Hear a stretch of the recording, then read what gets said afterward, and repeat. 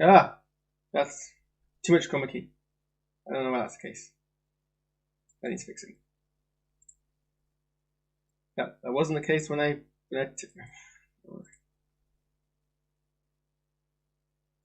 wasn't the case when I tested it a second ago.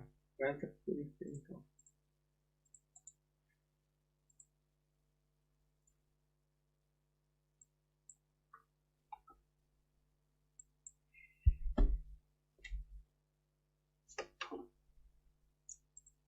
No.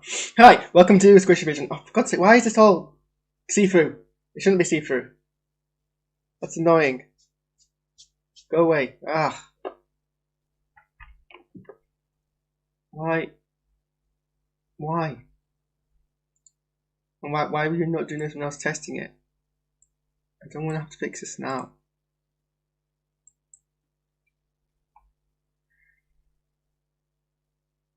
It's...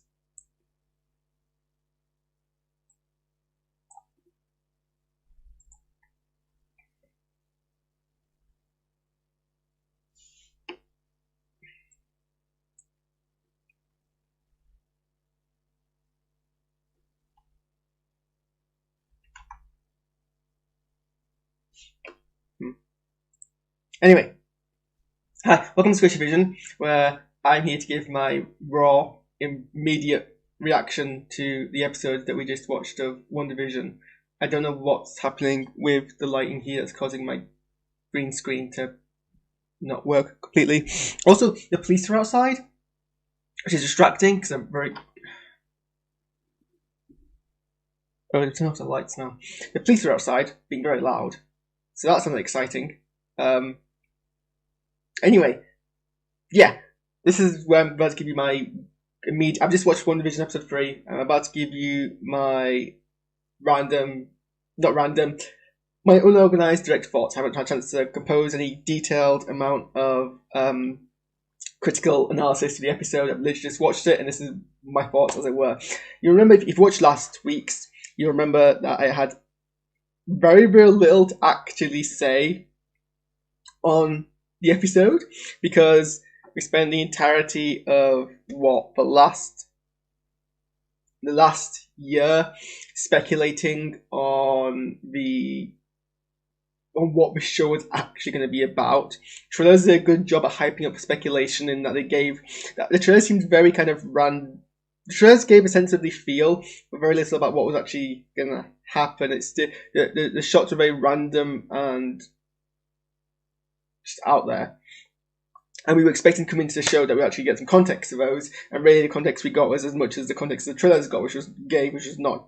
That was the case the last two episodes. So other than being clearly a love letter towards 50s and 60s, or rather, 50s and 60s television, it gave very little else in terms of context. I mean, obviously, nothing that we didn't already realise for speculation, not.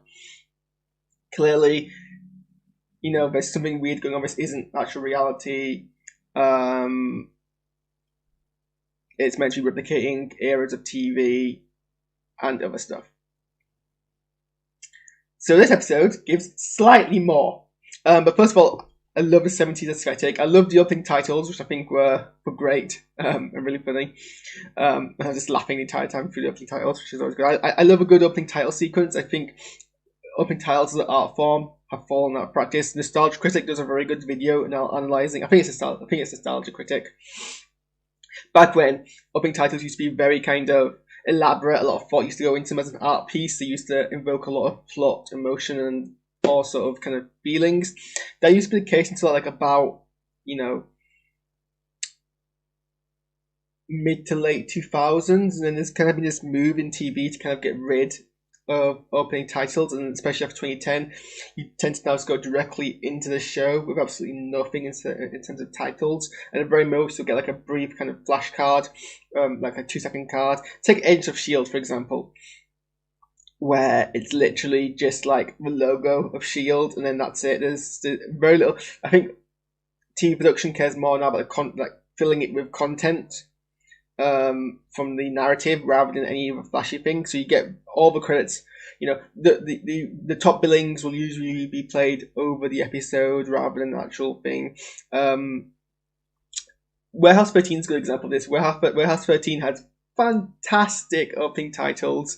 The theme tune to Warehouse 13 was so good. And then, like, I think in the last couple of 3 seasons, they just made like a quick 2-second stinger. It was like really annoying when they did that.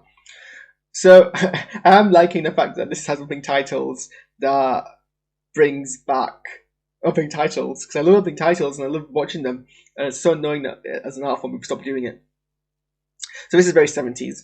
And it was funny. I just through. Not much to say. I think on the aesthetic of the episode. I think we'll start diving less into that now. We have more stuff to talk about. But obviously we get the color. Color's very saturated, as was Technicolor in the 70s. This background's a poor representation of it because I've sharpened the image as an aesthetic for myself, so it's more vivid than this is. Yeah, it's. But yeah, there's a lot of like vivid colors.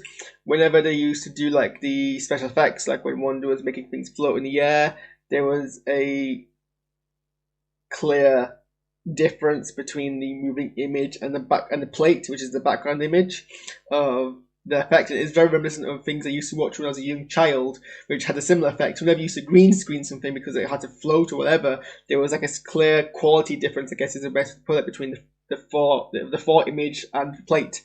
Which I always noticed as a child as well. It was very, very kind of telltale that CGI was being used.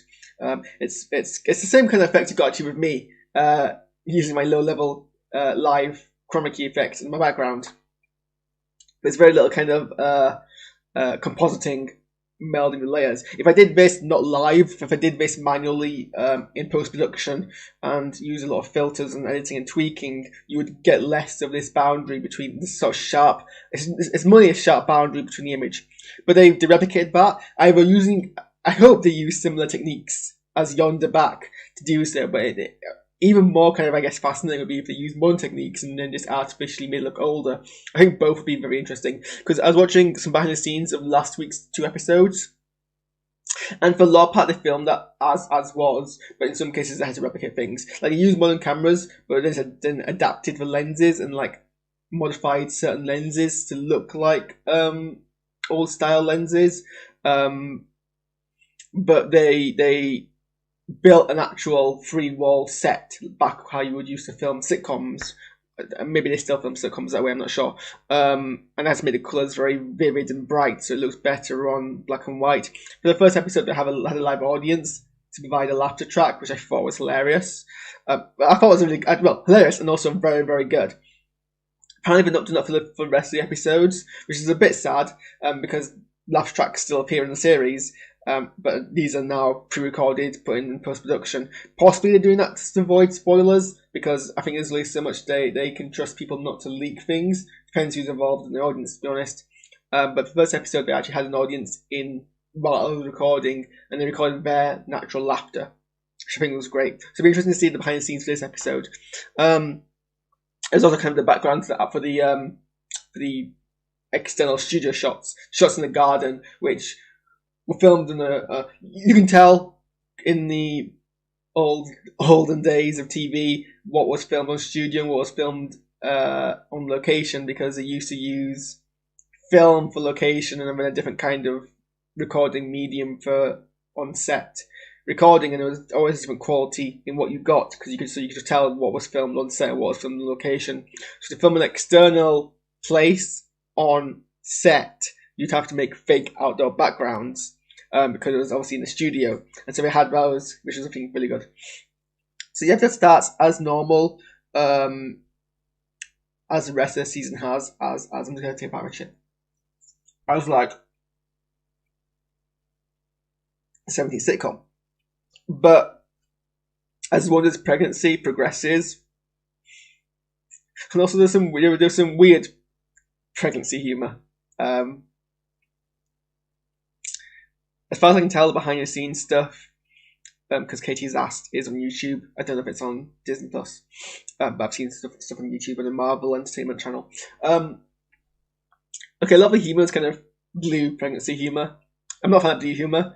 So I found this more cringy than I found it funny, but I guess it wasn't. It was tame. It could have gone more blue, but I guess that's reflective of the time, because there's only so much explicit sexual humor you can do in 70s TV, sitcom and family drama. It has to be very adult, in which case it has to be very subtle. So, adults can laugh at it, and it doesn't ruin the innocence of children. But there's some some fruit humor. I did like the line about it being fruitless. That was funny. And yeah, just general pregnancy humor. As far as we can tell, she got pregnant and gave birth this all happened more or less in the span of a day. But as her pregnancy becomes, can you call pregnancy severe? Okay, what is the background doing? Why does it keep disagreeing on what is what colour? It never does this at any other time. I don't know what all this fuzz is. It's annoying me as well. Ignore it. As her pregnancy, I don't know if you can call pregnancy severe, but once pregnancy reaches a severe stage, developed, advanced, I don't know. You can tell this is what happens when you get a man to talk about pregnancy. Things start going wrong, and they start going wrong with the location around, which is kind of in lieu with what we've seen before about it's normal kind of magical pregnancy sitcom humor, but then it starts actually affecting the sitcom that we're in. So the boundary that Wanderers and okay, so it's not really a reveal. Well, I guess it is it depends how much you know about. It depends how much you know about the series. It depends how much you know about comic lore. It depends how much you know about Wanda. But to me, from my I don't read comics that extensively, but I have some degree of knowledge on them. So from my knowledge of Scarlet Witch, and of the series kind of vague synopsis, heavily pregnant, that's the word.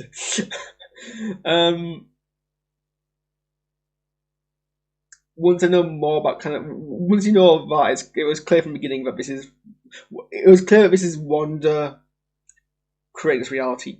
What wasn't clear, and what perhaps still isn't clear, is how aware Wanda is of the fact that this is an artificial reality she has created. So in this, she seems somewhat aware at a point, and we'll talk about it a bit later, but she did create this artificially. I don't know if that's constant. I don't know if she's trying to alter her own knowledge as well, or if she's putting on a facade.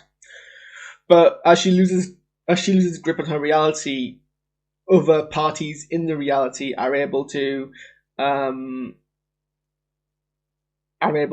of voice things more independently. So, oh gosh, what's her name? I forgot her name now. Both the actress and the character's name, but the black-haired woman who's appeared as in the main cast. She's conspiring with Herb, Vision's neighbour, and Vision gets curious, and they reveal that Gwendolyn isn't actually meant to be there, more so than the rest of them. And she's not a house. She doesn't do anything. She just kind of appears when she's needed, which is sus. And they're clearly not meant to tell this. And they seem very kind of reluctant to tell the truth, but it's not entirely clear what force is causing them this level of anxiety. And eventually, they kind of decide to brush over and pretend it never happened and move on. And I think that was very well. It was well written. It was very weird, but it's hard because there's a border. There's not much you can compare.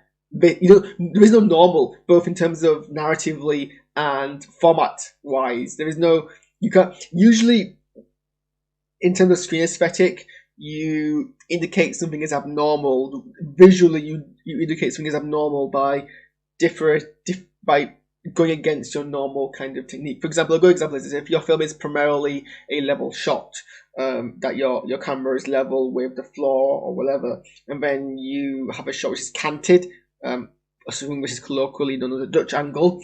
If you throw some of those and those aren't normal, that's a good indicator of something is off. A good example of this is how Joss Whedon uses canted angles in Serenity when River is kind of having one of her moments, or when Loki appears in several scenes of the Avengers. He often uses a canted shot because Loki isn't entirely in his relative to him, his right mind.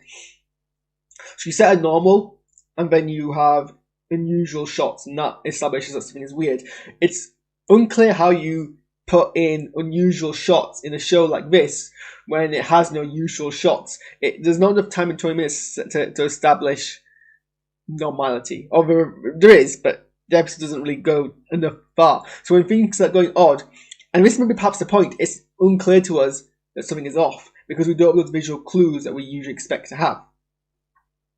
So while it was happening with Vision outside, he was being told, nothing is, there's something odd with his character, but it's unclear. But they seem very unsure how to tell him, and it was very unclear how they were going to go ahead and do that. Whilst inside, after having given birth, and there's, I just love the whole thing about the stalk. The stalk was great. It went off a bit too long, maybe, but it was funny, I guess. And this is why it's unclear how much control Wanda has over the reality that she's created, because clearly she wants the stalk to go away, but the stalk won't go away. She tries to make it go away, it doesn't. But what happens to her pregnancy? You can't control your pregnancy once you're pregnant, and maybe that's kind of like, well, I don't think it's meant to be subtle kind of indication of that message, but plot narrative wise, that might be indication of that, but it's also unclear how much control she has over her reality. Once she's finished giving birth, she mentions that she's a twin, and she mentions Pietro, which is the first mention I think we have had of Quicksilver since Age of Ultron. And it's been 6 years since Age of Ultron came out. This is the first time I've actually got a reference to the character of Pietro. So that's very interesting. And then and then we get a mention of Ultron, which is also interesting because it's a film that's not is often not really referred to. Well, I said that, but actually after the Endgame, it's been referred to quite substantially.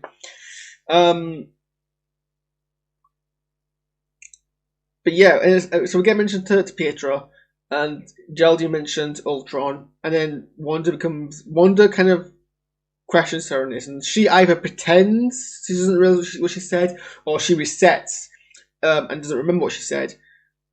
She seems to be. Basically, it's unclear how I'm meant to read the characters at this point, which makes it hard to really extrapolate motivation, I guess. But she then gets rid of Geraldine, and we see Geraldine pushed into the real world. And I love the aspect ratio that we got the sidebars disappeared, and then the letterbox appeared. I don't know why we have to letterbox TV. I don't know why TV can't just be 16:9. But I guess maybe it's maybe the 90s and the early 2000s era, when we get to that, we'll have 16:9, because that's more of a early 2000s, late 90s, well, maybe not 90s, but 2000s aspect ratio. So then we go down to more, but I think it's probably 285:1 aspect ratio. And Geraldine is pushed out of, and we see Westview, a modern Westview, surrounded by, I think, a fence and lights, and there's like kind of weird TV effect on the boundary. She gets pushed out of that and appears in real life, and she's very disoriented, and soldiers surround her, and that's where we end the episode. But Vision comes back in, asks where Geraldine is. She says that, and Wanda's like, Geraldine had to leave. And that's where we end their plot line. So we don't see how much of what Vision found out and suspicious behaviour he saw, he remembers. And yeah, that's pretty much where the episode gets to. Obviously, we know Geraldine is, I think, Monica, I think's her real name. Monica Rambeau. I'm probably pronouncing that wrong.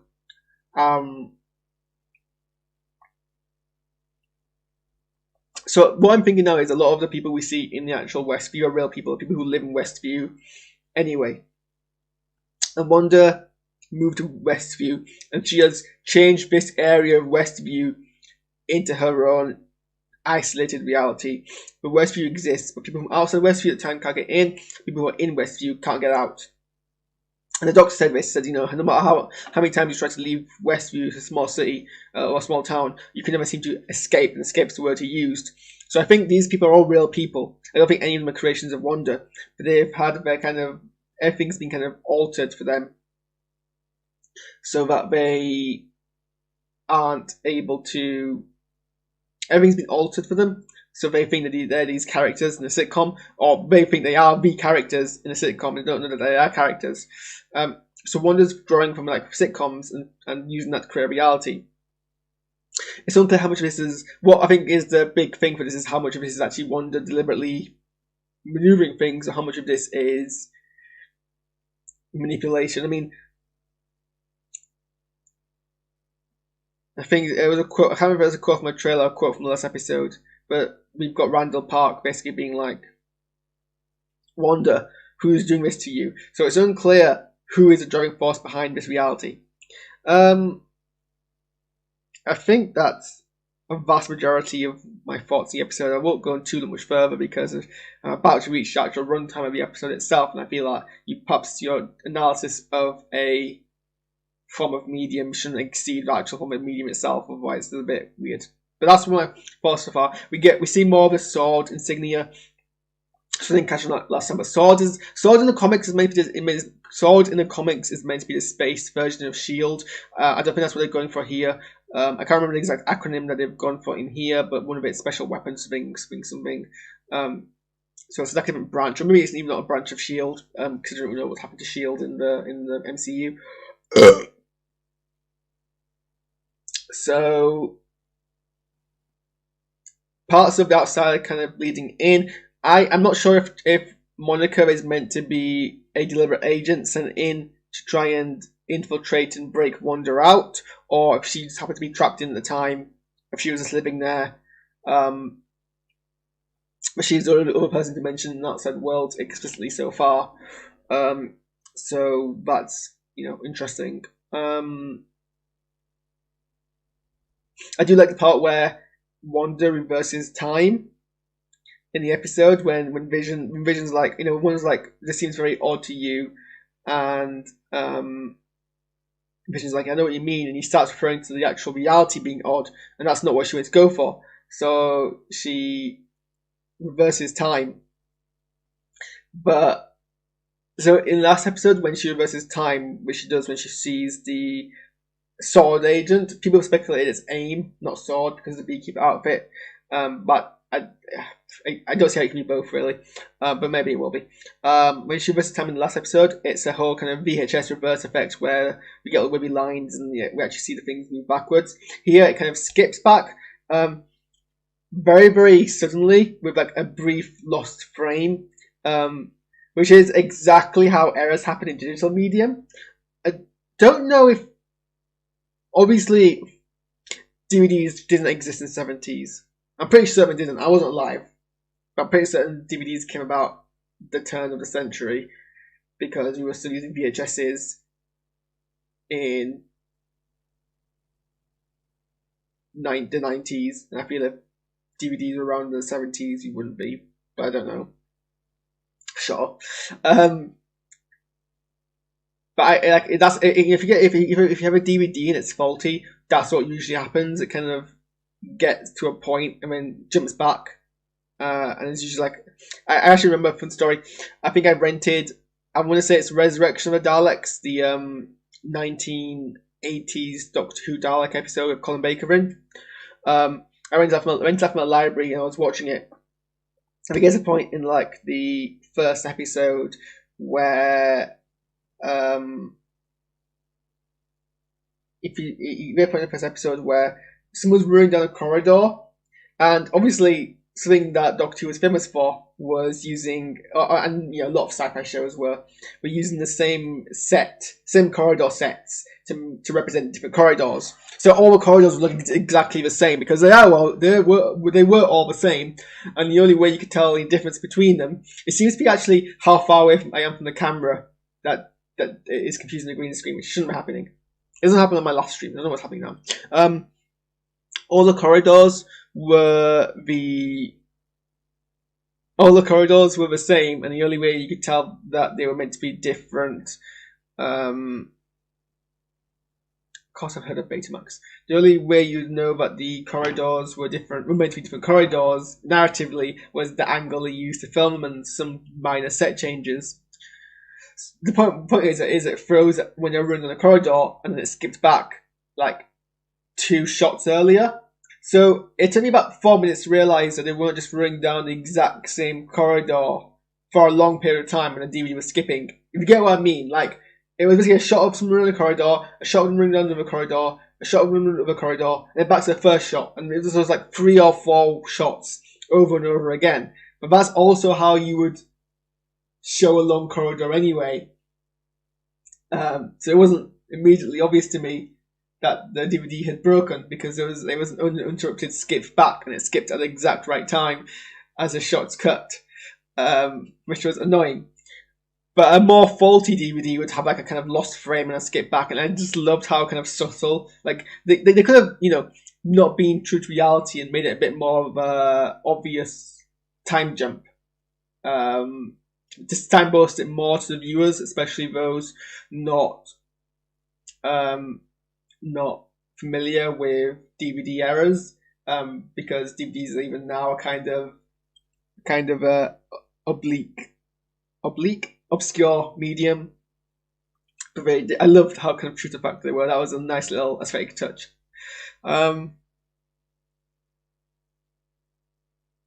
Yeah, that's my thoughts now. I'm reaching half an hour for a 25-minute. The episodes feel very long. Right, sorry. No, the episodes feel very short, even shorter for 25 minutes. But I think we're not used to things being only 25 minutes long. It's reflective of the era. TV back then was meant to be half an hour long because it was meant to fit around that kind of life, and obviously people didn't stream things, so it had to fit around their broadcasted life. Or the broadcast television schedule had to fit around people's life. So they said the first 3 episodes would be less than half an hour long, but even for half an hour, it seems very, very quick. I barely got into my dinner before it finished. So not much plot-wise seems to happen. But now we're getting a lot of plot, and I feel like it's meant to be 9 episodes long, 6, whatever.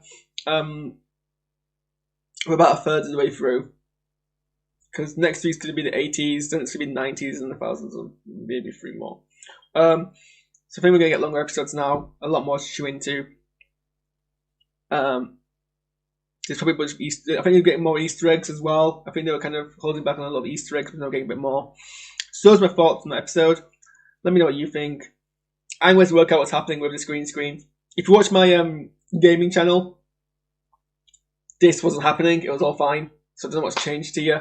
But do watch my gaming channel. I'm just about finishing Red Dead Redemption 2. So check that out. Thanks for watching, and I'll see you guys once again next week.